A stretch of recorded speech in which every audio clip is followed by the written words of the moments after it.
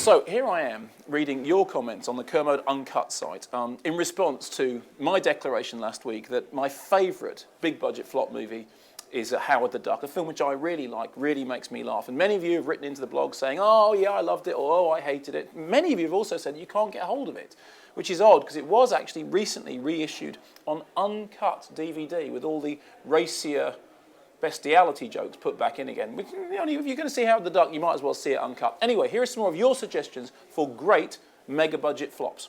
So, this from our old friend Daft Punk. On the subject of mega-budget flops, I've always thought that despite being a bit of a mess, that Last Action Hero was a cleverer film than it's given credit for. Well, actually, I'm a big fan of Last Action Hero too. It's kind of, an action movie a la Pirandello. I think it's one of Schwarzenegger's best films. It's a little bit too long. It does turn into an action movie in the end, but I think it's a really smart film, so I agree with that. I disagree very strongly with this from XXMal XX. I think that Southland Tales is a great mess of a movie. Beautifully shot, funny, smart, dumb, chaotic and surreal all at the same time. It received a kicking when it was reviewed, not least from me, and I bought it cheap and was pleasantly surprised that I enjoyed it so much. My main memory of Southland Tales, which is from the director of Donnie Darko, who was singularly failed to live up to the promise of that fantastic film, was seeing it in Cannes and thinking the world is ending. This film is going on forever and it's turgid and awful and terrible and it's never going to end. It's going on and on and on and on and coming out. And the publicist for the film saying, so, what do you think? And being able to say, well, I can guarantee you that nobody will ever see that cut of the film again. And you know what? We were right. They took it back into the editing room, tried to fix it, made no difference, still stank.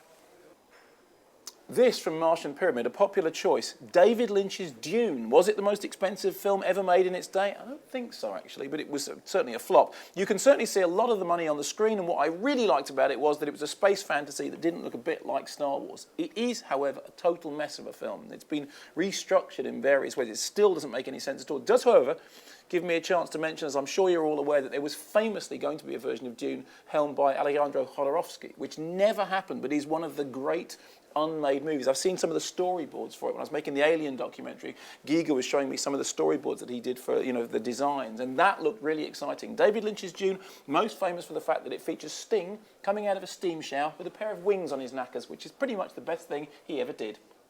This I particularly like from Zampano. You might have forgotten about Basic Instinct 2. Cost 70 million and made 6. Now, I have flown the flag for Basic Instinct 2 ever since it opened and bombed in cinemas, and I stand by my original review, which is it is a genuinely funny film that seems to have been written by people sitting down and going, okay, let's see how far we can run with this. And it also features one of my favourite comedy lines of the year, which is, where is she? She left early. How terribly Lacanian of her.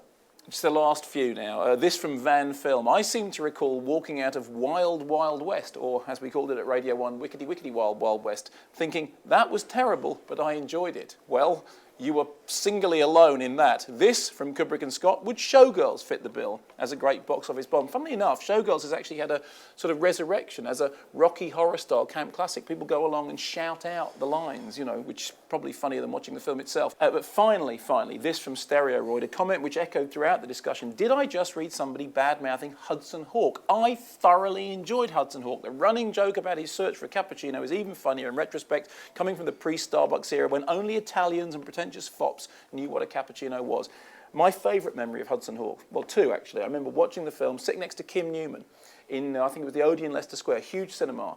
Total silence in the auditorium except for me and Kim Newman laughing like geese. It was something that we enjoyed, and the more everybody around us didn't enjoy it, the funnier we thought it was. And I then remember Richard E. Grant coming on the Radio 5 show that I was doing at the time.